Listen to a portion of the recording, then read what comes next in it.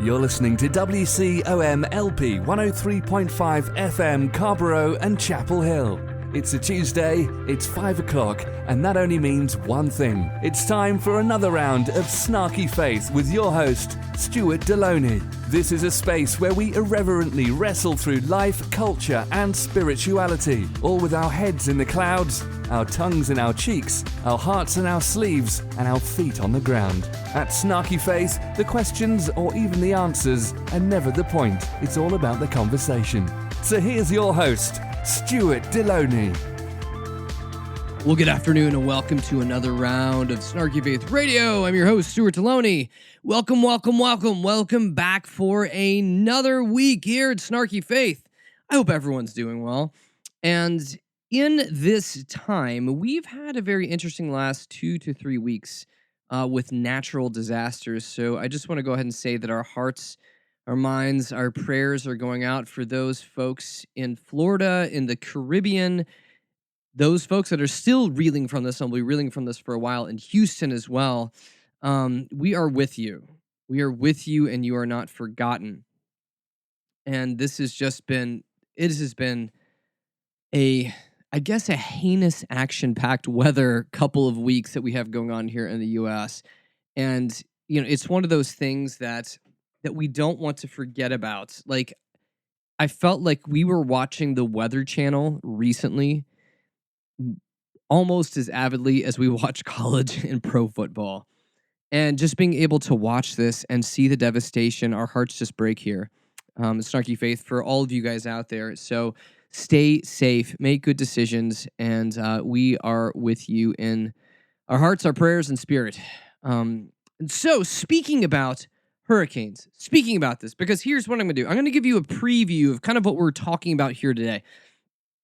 And full well knowing that I am going to completely contradict myself somewhat on this show, saying that I'm going to start out in, let's go ahead and say, like, it's like SnarkCon 9, out of like a 10 on the SnarkCon range, because I simply just made that one up.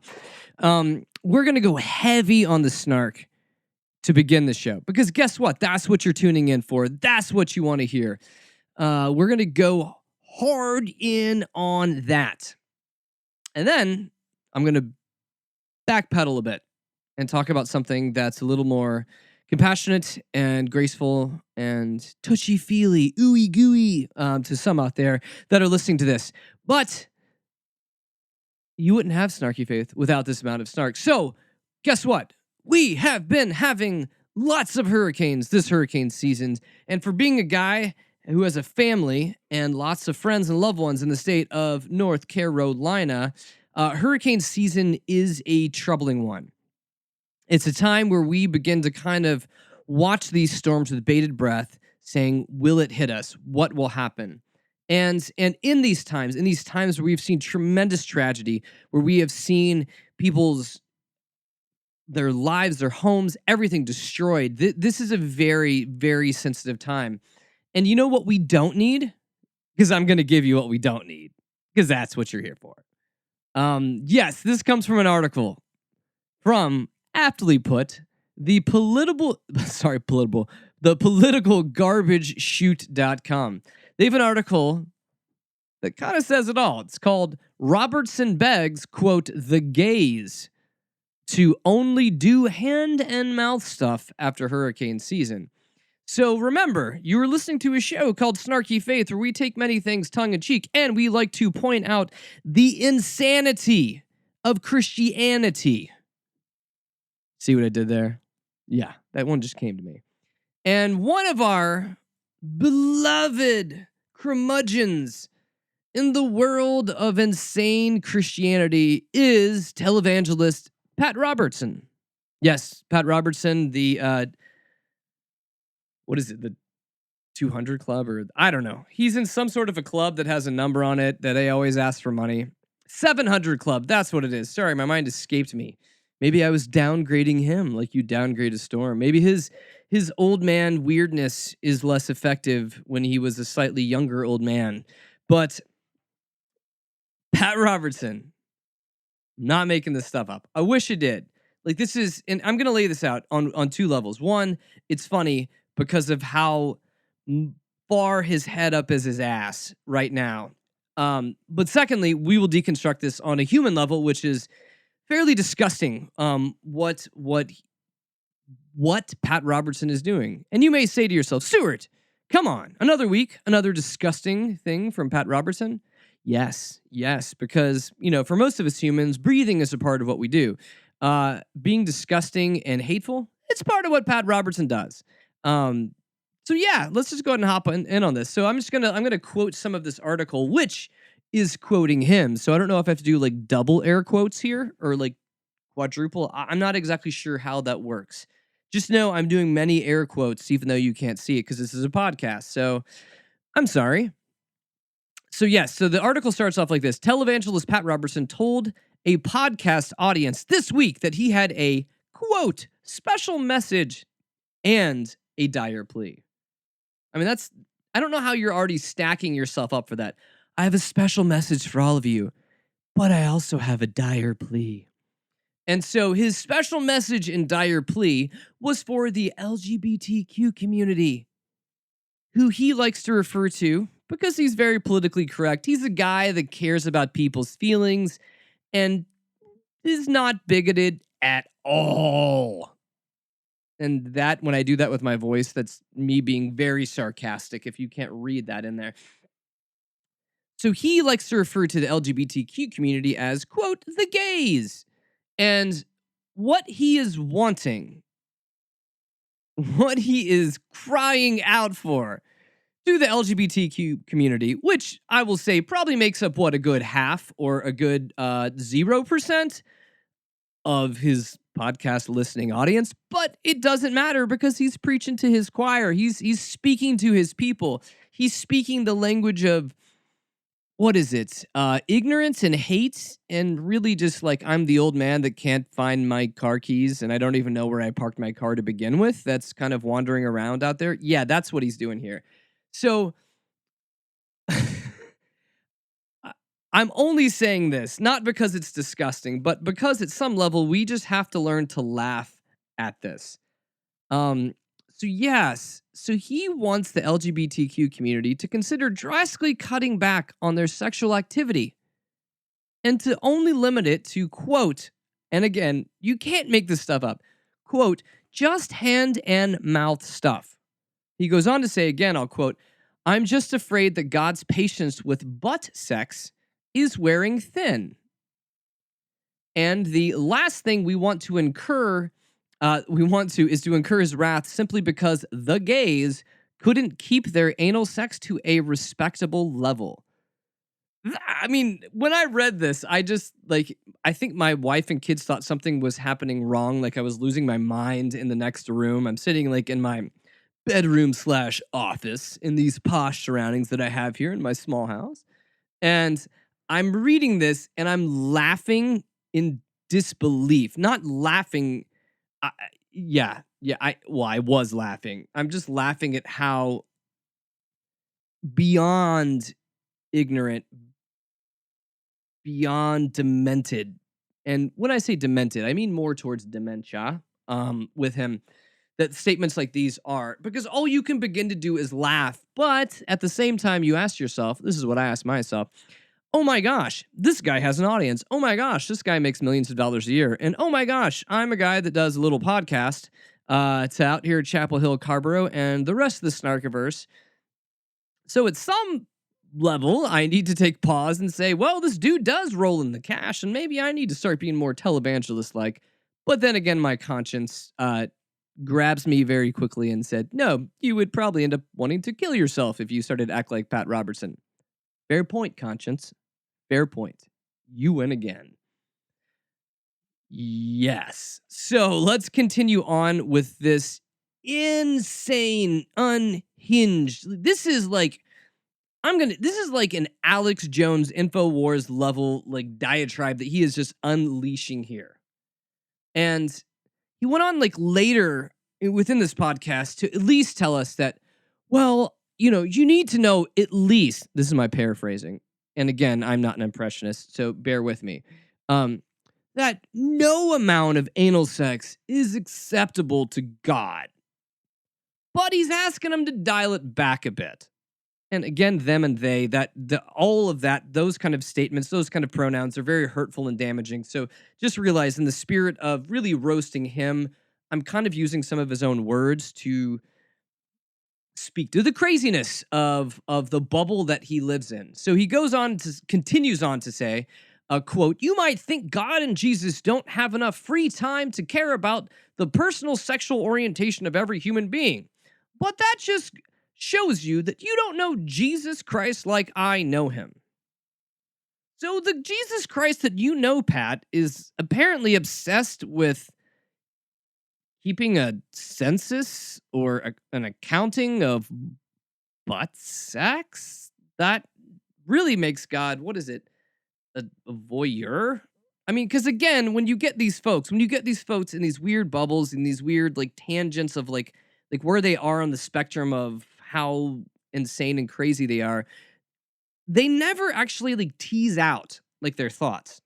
You know what I mean? Like to make a statement like that, you have to think back in your head. You have to go, okay, so if that's how he's characterizing God, that God is some sort of a perversion accountant, that the God that made the universe, that made the glory of the universe, the beautiful mountains, the trees, the plant life, and all of this that we call like life in existence.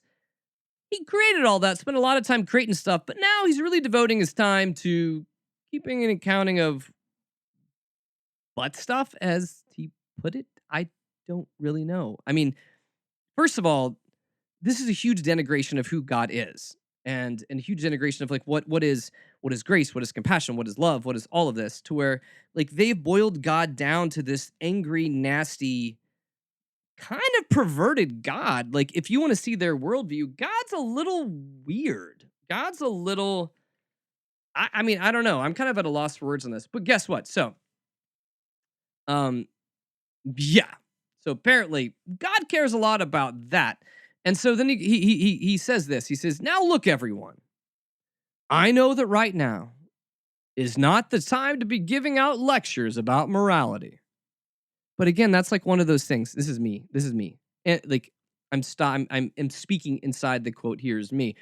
And so as you're listening to this, it's one of those kind of things to where people are kind of like, I don't mean to be offensive, but so let's see what he says after his precursor statement here.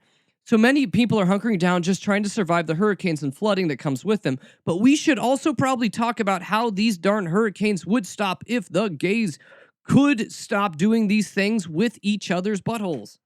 Literally, I am not making this up. He didn't say that. This is back to me. Sorry. End quote. Now back to Stuart. He's literally talking about this. A Christian leader who, at some level, I could say here, he's talked about butt stuff several times within his podcast and buttholes. Are we sensing like a little, like, I don't know. Is he kind of trying to work out his therapy here? Because he seems a little obsessed with buttholes. And so then we see what happens. So, like, was it 2 weeks ago now where Harvey made landfall? Um, Robertson goes on to continue saying, "I have a sneaking suspicion God was about to do something. And there's only so much butt play that God can turn a blind eye to." I'm serious. He's really saying this. This is real. This is a real dude that rakes in the millions, that actually has sway with a lot of Christians. And all he's doing is focusing on talking about anal sex. What does that say? This is craziness. I don't, I just, and he goes on to say, great things like this, where, that Hurricane Harvey was almost assuredly, again, almost assuredly, uh, whatever, Pat, God's punishment for the gays in America. And has nothing to do, let's just leave this out. Nothing to do with global, climate change, global warming, man-made problems. No. Well, the man-made problem is, in Pat's mind, is that there's too many people having butt sex. I don't know. I mean, it's It's gross. It's disgusting. I don't know. See, it's a weird thing for me to say this. Like, I would almost say, Pat Robertson, this is beneath you, but I don't really think there's anything that's beneath Pat Robertson. So I can just be horrified that he is a Christian leader speaking out in weird, crass terms. But guess what? He somehow knows it. He finishes by saying this. It might seem callous, cruel, crass, and frankly unchristian to speculate about what sins cause God to punish whom. And it's all those things, most assuredly. But I can't stop thinking about gay stuff myself. Literally, he said that. He said that. So I am positive God is similarly obsessed with the private bedrooms affairs of grown adults. So here's my snarky comment, and I'll leave it at this because this has already been ridiculous enough and taken up way too much of our time. So, Pat Robertson, are you saying that consenting married Christian adults that have, as you put it, butt sex, that doesn't make God mad? God's just mad when butts, I don't know. Okay, you see what I'm doing. I'm actually just trying to like play with the logic or lack of logic that he has here.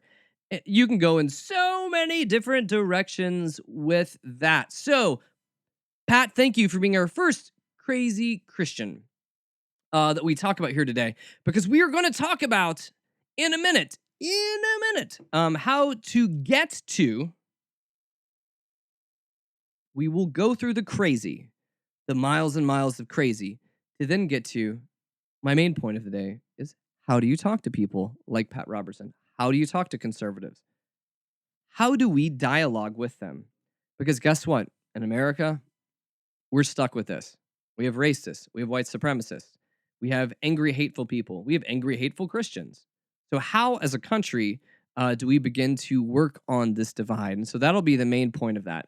But that all sounds so serious, and I've got plenty of other things to make fun of before we get to that. So, hang with me for just a few more moments. We're going to do these really quickly.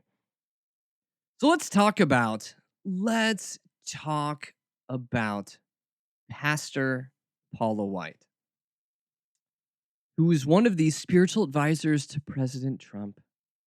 And she's also pastor of a church called New Destiny Christian Center, which, if you know Christians and churches, we can only assume that New Destiny Christian Center was a spinoff, was a church split from just Destiny Christian Center. Because if you've seen it, in most of your towns, you have a First Baptist, a Second Baptist, a Third Baptist church.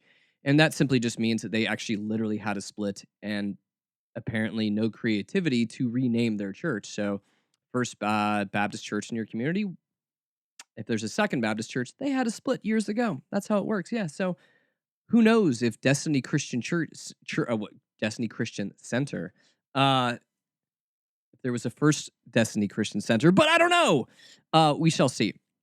Regardless, I will take a breath in making fun of her. She came out saying simply this: I can 100%. I don't know if that's what she sounds like. I can 1,000% say that our president is not racist. You know, usually that sounds like a little overcompensating. Couldn't you just say I'm 100% certain our president is not racist? Oh, I'm 1,000%. Oh, you're really certain there. And again, so a lot of this came out because we'll get to it. This is tied in. So she was on the PTL network show, the Jim Bakker show. She was on the Jim Bakker show, who we love to make fun of here, saying that the president is someone who's been authentically raised up by God. He's been authentically raised up by God. Let's just sit there for a second. Okay. If we as Christians want to be able to spread the message of Jesus and say that God loves you, God will help you, God will be there in your spiritual journey for you, all of those things, right? And as good old Paula White here is saying, you want to look at someone who's been authentically raised up by God, look at the president. I mean, that's kind of like saying, hey, eat at Taco Bell, our burritos have pubic hair in them. I mean, that's not going to make you want to go there. But again, we're talking about folks that exist in a bubble that real life and society somehow does not ever touch or deal with. So thank you, Paula, that you were standing behind this orange schlub of a man and continuing to spin lies and put the Christianity stamp on it because that's what you do to keep business rolling. Right, Paula? Yeah. This is what an authentic man of God should look like. If that's true, I really don't want to know your God. And I'm not trying to play that game. I'm just being really facetious here. In that. But guess again, Sue, she was also on, who do we say earlier? Our good friend, pal, Jim Bakker. Yeah, the Jim Bakker that built people out of millions of dollars back in the 80s and 90s. Yeah, that Jim Bakker. Yeah, that Jim Bakker that still attends televangelist and on TV. Yeah, that guy. Oh, guess what he was doing? Oh, much like Pat Robertson. He was talking about the nation's sin and how we're marching towards Armageddon. God has lost his patience with the world. And all of this that we're seeing is because of America's sin, not because of normal climate things. No, just sin. Not because of the God that created the universe and order, that created weather systems and all of this stuff that there's an intelligent design behind. That kind of stuff that you can actually chart, that we are literally in hurricane season right now. So some of this shouldn't surprise us. Yeah, that God that created all these things that just happen naturally. Yeah, that.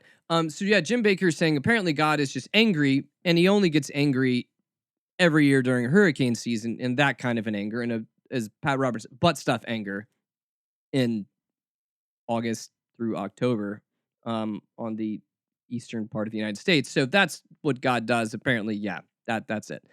But Jim Bakker, so he's decrying the immorality of America, how things are horrible. Which again, thank you, Jim Bakker, for telling us that we're immoral. A guy that has ripped off people, spent time in jail, and all sorts of other stuff. So please continue to tell us why we're horrible. But at the same time, he's advertising doomsday buckets. What is it? It's food supplies for when all hell breaks loose. Let that seep into you a little bit. So he's decrying the nation. He's saying we're horrible. This is awful. God is angry and everything bad is going to happen. But he's there for you people. He is there for you people to make a buck, but to help you. But to make a buck, but to help you.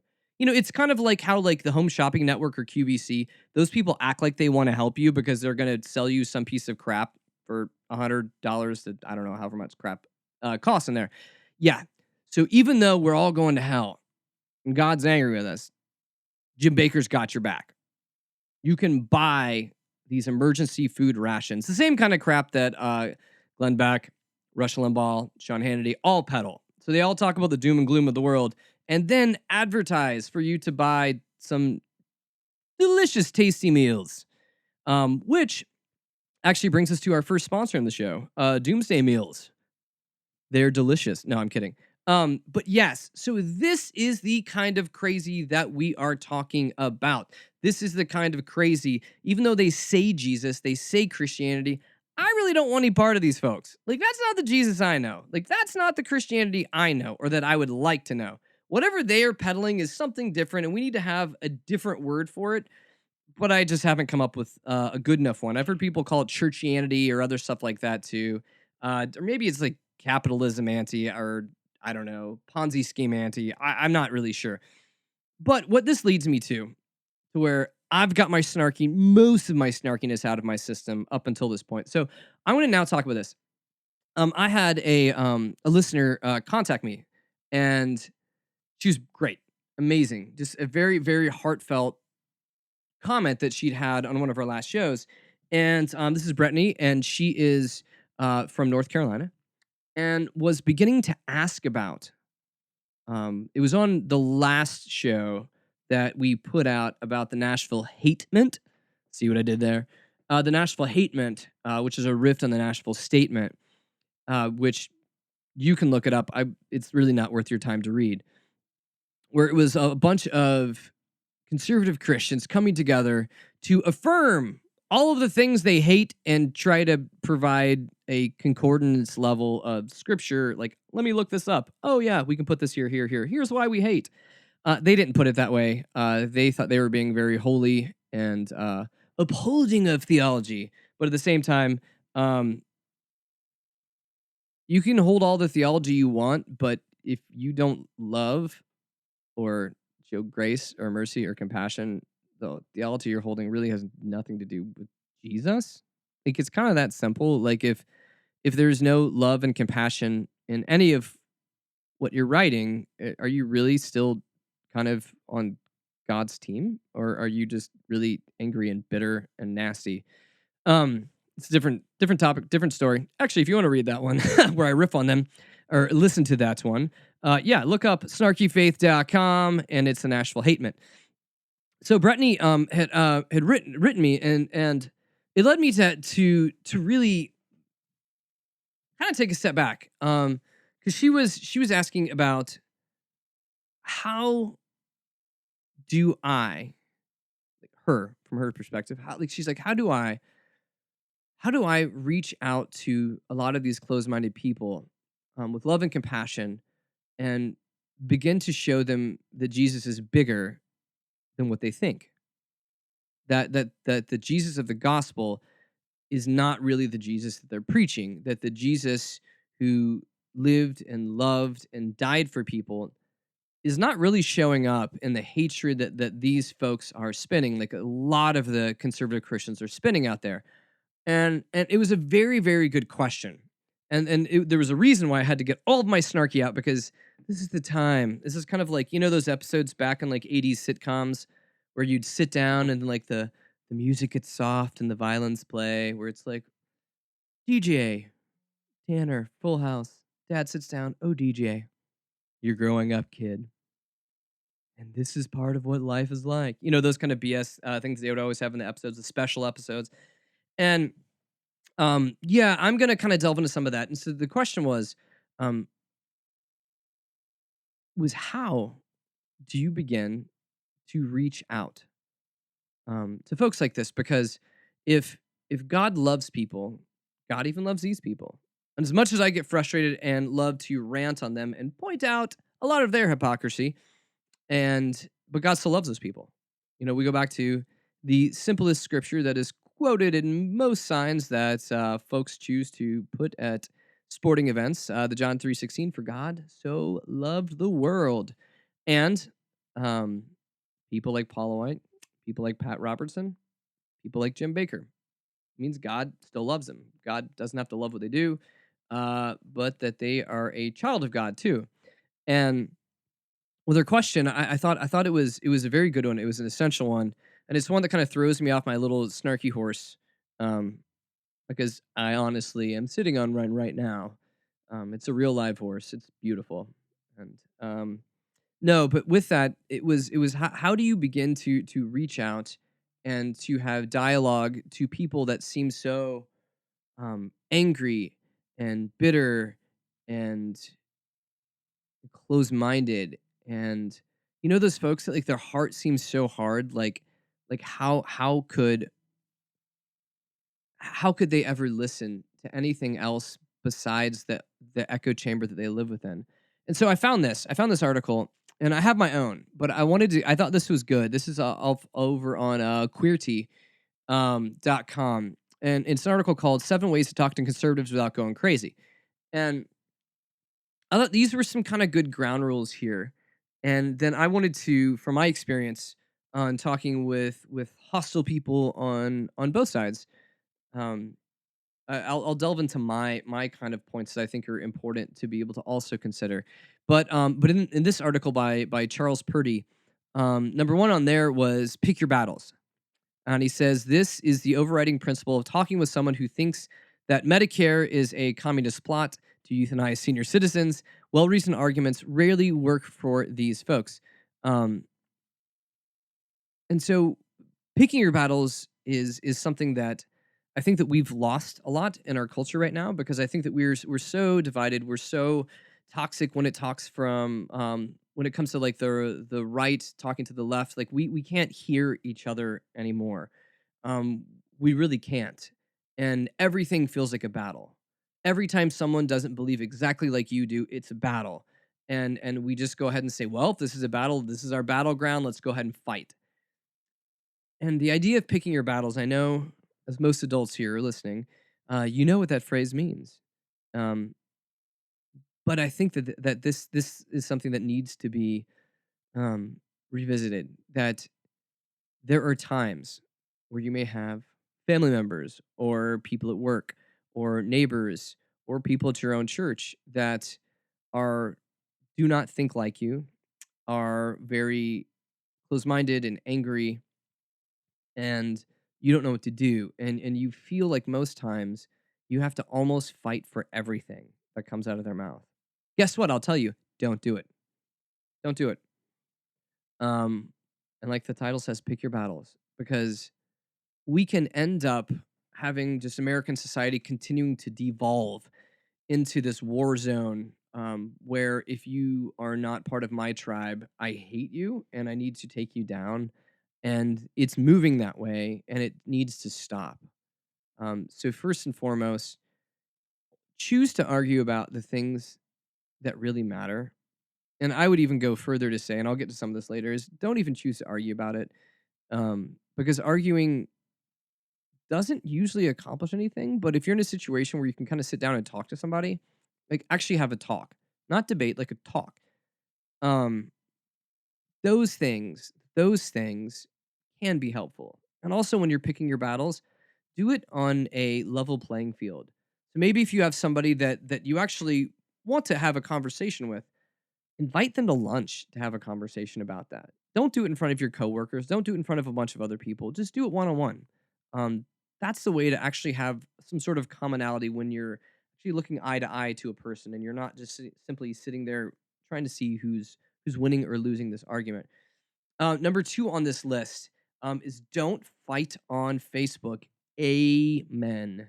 That goes for any kind of social media or texting or anything else like that. Anything that you are dealing with in an impersonal manner, where you're not really in front of that person, where you aren't able to have a full conversation, where the conversations are me giving a zinger and then them giving a zinger and then, and back and forth.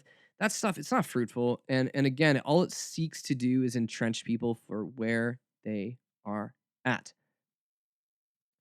You don't need to do that. Fighting on Facebook, guess what? Christians, liberal or conservative Christians, getting nasty on Facebook does not glorify God in any manner. It doesn't. It really just glorifies your ego. Number three on this list, which I like this one, don't talk about the weather. And as Charles puts, the weather used to be a safe subject, but when you're dealing with people who think global warming was made up by liberals as a weapon in their war against Christmas, then the weather is out. He says that same goes for the price of gas. Um, so listen, remember those old things like around the Thanksgiving dinner table? They say don't talk about religion and politics. Just choose wisely what you talk about. Choose wisely what you're engaging with, because again, and I'll get to some of this later. There's things that we can find commonality on. There's things that we can find that we have in common with other people, and everything does not need to be a fight. Because if everything's a fight, we lose the ability to see each other's humanity and what's happening. And nobody is helped, nobody is glorified, and actually, no side even gets points for doing that. Not that points are what it's about. Number four on his list is facts will probably not help you. So if you were trying to have a conversation, I'm not going to say argument here, with people that are very cardboard thinkers, people that get their news from one source, people that only think in terms of the headlines that they read, that don't even bother to read the articles. Hey, buddies, facts won't help you in that conversation. The person that you want to argue with hasn't thought it out. They've done the bare minimum intellectually to be able to form their opinion. And if you challenge them, they will lose. But what people do as a defense mechanism is they will start straw man arguments, or they'll just start turning the subject onto something else. Trust me, I have a family member that I know very well, that I've known for actually my entire life. Um, that when you begin to corner them with logic, facts, or reason, they just pivot to a different topic. And it is endless, it is exhausting, and nothing is accomplished by it. So please, for your own sanity, Don't get frustrated. Just remember that. Number 5, oh, this one is stay calm and appeal to their emotions. And I'm not as much trying to appeal to their emotions because here's what I started thinking about after Brittany asked me the question. The funny thing that her question evoked in me was growing up Southern Baptist, conservative Christian. It was hammered into our head that we need to go out and convert everybody. Everybody. Like yes, I understand people know about evangelism and conversion. Like we need to convert the non-believers, we need to convert the atheists, we need to convert the Muslims, we need to convert all these people. But honestly, I was in churches too that would be like, you're Baptist, oh, you need to convert the Methodists because they don't read their Bibles enough, or all this kind of so this whole idea of going out and doing conversion very quickly, what you hate about them, you can become that. Because guess what? If God's in charge of this universe and God has any hand in this, let's not become militant in trying to go and convince people just the same way they try to convince you. Ultimately, at the end of the day, what you want is this. You want to have a relationship with a person, or maybe you don't. If it's Pat Robertson, I probably don't want to be buddies with Pat Robertson, and that's a choice I can make. But if it's a person that you actually are invested in and care about, remember that your relationship is paramount, because if you break that, the conversation ends. So in this, ultimately, he says stay calm, and that's what it is. This isn't a war. This isn't a fight. I agree with the stay calm part. Appeal to their emotions. When I hear that in the article, it still goes back to trying to find a way to win this. This isn't about winning. I think this is about being able to live in harmony with other people. Number 6 is very good. Let them speak and listen. Not let them listen. Let them speak and you shut up and listen. Because what begins to happen is this, and I've seen this, to where as Americans, we all want to have free speech. But we don't like it when we don't like someone else's free speech. We like our free speech, but not their free speech. And again, moving down that road to dehumanizing people, um, comes this thing where we don't listen. We don't listen to where they've been. We don't listen to what they've gone through. We don't listen to their perspective. Because guess what? Everybody has a story, everybody has an opinion, and they have arrived at that place, whether you agree with it or not. They've arrived at that place through experiences in their life. And to be able to find a commonality, to be able to find common ground with people, starts with listening. And I know it's hard. I know it's hard if people are saying stuff that sound angry or closed-minded or bigoted or stuff that you don't even want to hear, and stuff that you're like, it makes you want to pull your eyeballs out and scream. Listen, because I guarantee you're going to find bits of their story in your story. And it'll begin to bring those walls down of us and them when you begin to do that. So as he puts here in this article, as good old Charles Purdy puts in this article, he says, so listen and keep your cool. Listen and keep your cool. Because guess what? This isn't something we're trying to win. This is a person's life. And you're just trying to be able to share what you think about this situation. And you want to hear what they think about it.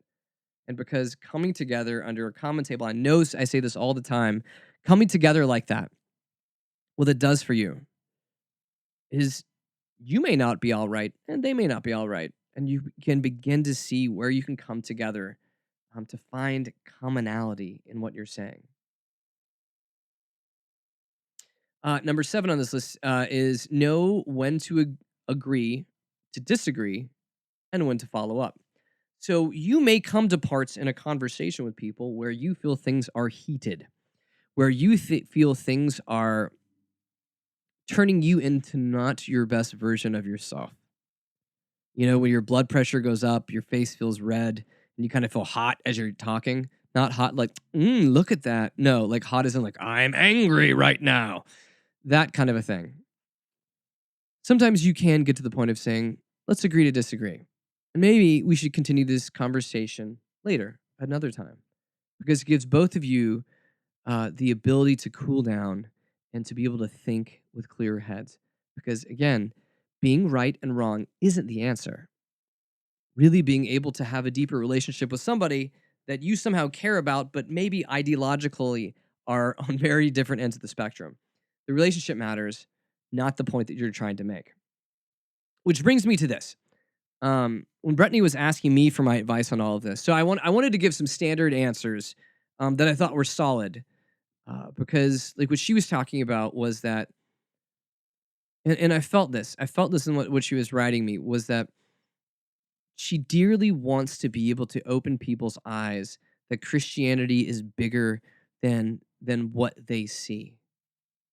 And from what I was reading, what she told me was that this wasn't about being right or wrong, but this is about people being able to see the fullness of the gospel, the fullness of the love of Christ, the fullness of God's grace and God's compassion. And and that in many ways we've all kind of gone wrong in our perceptions of this. So I wrote down a few things, and I wrote some stuff back to her as well, but I'll leave that between us, and the comments section on YouTube if you want to find Snarky Faith. So it's not that private. Um, but a couple things. What I wanted people to remember about this, when you're getting into these kind of conversations with folks, um, this isn't a win or lose situation. Because I remember telling her that there's a big difference between dialogue and debates. And if you've ever gone and sat through debates or watched them on YouTube or, yeah, it's like watching a football game. People in the audience are keeping score. You kind of have your, oh, yeah, kind of moments. But it's about one side winning and one side losing. And generally, when you show up for a debate, you have people that are showing up that support this one person and people showing up to support this other person, whether like they literally like this author or speaker, or they're really just supporting them ideologically, saying like, "Oh, you think like me? I like that guy. You don't think like me. Boo! I don't like that guy. I want him to lose. I want our side to win." Yeah, so it's essentially just like a sporting event, and within these, the debaters are not really trying to convince each other of who's right. They're trying to convince the audience, and they're going to do it in a way usually that kind of just leaves scorched earth. I want to dismantle this person and their opinion, and I want to show you why I am right. And I will tell you, generally, these kind of things are not fruitful. They're not helpful. They really don't accomplish much of anything. I've been to them. I've been to them. I was invited slash made to go to one of those like evolution versus creation debates, and I'd left halfway through it because I was just like, oh my gosh, you guys are speaking past each other. There's no real logic on either side that's happening here, and it's just kind of like it's like a pep rally trying to figure out whose pep rally wins in the end, and it was just for me it was exhausting and a waste of time. So thankfully, they had a break, and the person that really wanted me to be there wasn't paying attention. I just slipped out. I was like, "This is just stupid." And I'd actually, literally, I had told them I thought it was so stupid. No, no, you need to come because you're going to see. Sure, but we have to realize this: these are humans' lives, and if we want to talk about this, like in the perspective of Christianity, that we are talking about the God of the universe and people that were created in God's image. And if we turn this into an I win and you lose scenario, I, that doesn't glorify God in any way. And really, what it does is it just kind of rapes each other of our humanity. So we see them as evil and bad, and you end up seeing the worst part of folks in those scenarios. So I said this before, but yeah, this isn't win lose. This isn't about debate. This should be about dialogue. This should be about a continuing conversation, an ongoing conversation. I have people in my life that do not believe the way I do, and we continue to have meals together and conversations together. And it's more about the enjoyment of us talking than it is about, I win, you lose, ha ha, sucker. It's not like that because you can have people in your lives that don't think like you, that think very differently than you, and you can still be kind and compassionate and loving towards them. Because I think that actually makes you better being able to do that. Because the fear is, and this is what I talked about earlier, talking about these Christians that live inside bubbles. We don't want to create our own bubble where we're able to ha ha ha and point and laugh at people. Um, I think being able to have a mosaic of opinions and voices and conversations makes us as individuals stronger, makes us be able to see the world in a different way because that person arrived to their belief system differently than you. But that person has a story. And it's one of those things I continue to go back to in my own mind and my heart is that every person has a story. Every person has this journey that they have been on that has brought them to where they are. They have had good things in life. They have had hurtful things in life. They carry wounds. They carry victories. But all of that confluence and added into that, different cultures they were raised in, different DNA that we have, different areas of the country you're raised in. All of these other kind of stuff you add in culture and mix all this together, and they have arrived to where they are at, to their own worldview based upon where they lived, where they were born, the family they were raised in, their DNA, all these things. So we are this myriad of voices. Like where we stand today, we are like I am a myriad of voices that have spoken into me. I'm also a myriad of voices of people that have hurt me. But all of those kind of come together to make who I am. And just the same way that they make who I am, and I don't always do a good job of this on the show. Guess what? Jim Bakker, Pat Robertson, Paula White, all these people, they have stuff that have made them into where they are at, that have brought them to where they are at. So, in a certain sense, yeah, I try to read the entire articles. I try to listen to the entire podcast about what people are saying before I totally make fun of him. But also, the difference when I'm ripping on this, and maybe this is just me justifying myself, is simply this: I'm not in a relationship with them. And the purpose of this show that we started this show was to be able to give an alternative view of Christianity in America, a different way to look at Christianity in America. So, in a sense, my audience is you. It's not them. Pat Robertson doesn't know who I am. Jim Bakker, no clue. Paula White, never will. Has no idea who I am. But my perspective was being able to give you a different perspective that Christianity isn't all about these nutter butters out there. Not about them. So in this, it's not about win or losing. These are mine. It's about finding common ground because again, they have stories, you have stories. You have wounds, they have wounds. They have victories, you have victories. There's common things that have nothing to do with religion and politics in their life that you can be common co-humans with them in. Do you get up every day? Brush your teeth? Yes. Oh, we have that in common. Do you eat food? Yes. What food do you like? Oh, I like this. I like that too. Do you have kids? I also have kids. No, I don't have kids. All of these things, all of the things. What do you do for work? There's so much else in ourselves, in our lives, that we can find commonality in. Because when we demonize people, like when we see the right say, like how, as Pat Robertson was saying, the gays, he has already demonized them in his mind. He has called them a name to represent all of them and the wholeness of who they are. He has not taken time to know people, individuals that have names, that have histories, that have journeys, that have lives. He sums it up in saying, the gays. See, that's hurtful. And that's sad. Because he has closed himself off and he only surrounds himself with people that tell him what he wants to hear. Sounds like a president that we have, but the same scenario. Yes, find common ground with people. And I remember this. It's what is it like? I think, and I'm going to say it wrong, but it's kind of like the doctor's credo. There's a better way, but it's the idea that you do no harm. In the midst of all of this, in the midst of these wars of ideology, these wars of theology, these wars of belief, can we have these conversations and do no harm to the other person? Can this simply be a dialogue or a conversation that you're having where you are not seeking to hurt them? And what I mean by hurting them is you see this happen. You try to get, not you, but you'll see this. You want to somehow tear them down in front of other people to lose face. Sometimes you want people to lose their jobs. But if we are saying that Christ is at our core, we do not want to do harm to these people. We should want to be able to help them. We should want to be able to love them. Not because it gives us anything, but because Christ tells us to.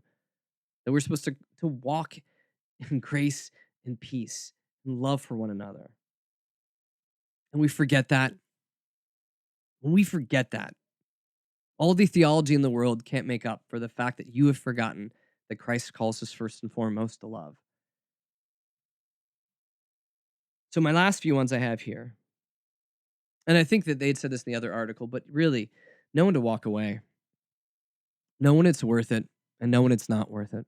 And trust that God's guiding you through it. Trust that God's Spirit is active here in this world and walking alongside with you. There's certain situations you shouldn't step into. There's certain situations that are not worth your time or effort or frustration or stress or energy. There's simply certain times that you have to say, this isn't my fight. I don't need to be here. I don't need to have this conversation. Because guess what? You know what matters also is that you stay sane, that you stay healthy, that you have people that are building you up and supporting you in your own life before you're going out and trying to change other people's minds. Your health matters. It does. So don't put yourselves in situations where you are going to find harm when things could physically be harmful to you. Things could be mentally harmful to you, psychologically, spiritually. All those things can be harmful to you. If you don't feel like you're healthy, and if you feel like stepping into this conversation, this situation is going to hurt you, don't. It's not worth it. It's definitely not worth it. But also knowing when to walk away is simply this. It's also knowing who to invest in and who not to. And I know that sounds weird and callous. I know it does. But I've been in many situations and many scenarios where, honestly, I've been before church boards that were berating me for acting like Jesus. And I just simply said, okay, well, we want you to defend yourself. No, you've already made up your mind. There's no reason to defend myself. I'm okay. You guys can tell me that I'm wrong. That's fine. I've been in that situation more than once. And sometimes it's just not worth the effort. And lastly, and I've been circling around this all the time this hour, is just remember that everyone has a story, that people aren't so different than you. They're not. They're not. So these sad figures that I like to make fun of because it's fun and because I use my snarkiness as a bit of a pressure release valve. But remember, these people do have stories. Pat Robertson has a story. He's got kids. He's got a wife. You know, I'm assuming that Franklin Graham has a soul and, you know, has feelings, maybe. I'm joking. But it really is. I think that we have to remember that these are all people. And they are all made in the image of God. And for us to treat them like an enemy, treat them in hatred, the thing that I fear the most in all of this, in this culture war that we're in right now, is that the things that we can rage against as a progressive, that we can begin to hate the things that we're raging against just as much as the hate that we're calling those other folks out for. We have to be very careful that we don't become white supremacists. That makes any sense? No, I'm not going out to say that we need to be white supremacists. What I'm saying is, when we call people out for their bigotry and hatred, we have to also make sure that we are not being bigoted and hateful and all of that, because it cuts both ways. So I don't know. That's what I've got this hour. And give me your thoughts. Give me your feedback. Tell me where I'm right and wrong. Because guess what? I may be the guy with the microphone, but I'm not the guy with all the answers. And I always love to hear feedback from people, comments from people, emails from people. So if you want to write to us, you can always comment on Facebook, Twitter, and YouTube. We have our stuff out there. Just look up Snarky Faith. But also, if you want to reach out, you can email me, questions@snarkyfaith.com. I love hearing from our listeners. But this is all I've got this hour. And just a reminder as I end this broadcast that you can always catch us on podcast at www.snarkyfaith.com. If you go to our website, you can also sign up for cool stuff that you get weekly. You can get our shows. You can get other offerings that we have. We love for you to be a part of this invested Snark Nation that we have here. So like us on Facebook, follow us on Twitter, be part of all of this. But again, I just want to tell you in all humility, I really appreciate that. I really appreciate the fact that you listen, that you're a part of this process and this conversation, this dialogue that we have going on here. I am not all right and almighty, even though I know I come off that way. I'm still learning. I'm still growing, and I hope you are too. But that's all I've got this week, and I will catch you again next week. I'm out of here. WCOM is listener-supported community radio, and Snarky Faith is only possible through our sponsors. Aqueduct Conference Centre was established in 1978 as a peaceful destination for small group meetings, special events, conferences, retreats, and weddings. For more information, go to www.aqueductcc.com. We are also sponsored by Lumen. Lumen, a spiritual community of seekers, sojourners, question askers, doubters, and skeptics, is a collective of fellow travelers that embrace the truth that all life is sacred, hope is real, and tomorrow can be better than today. All are welcome. You can find more information at www.lumencommunities.com.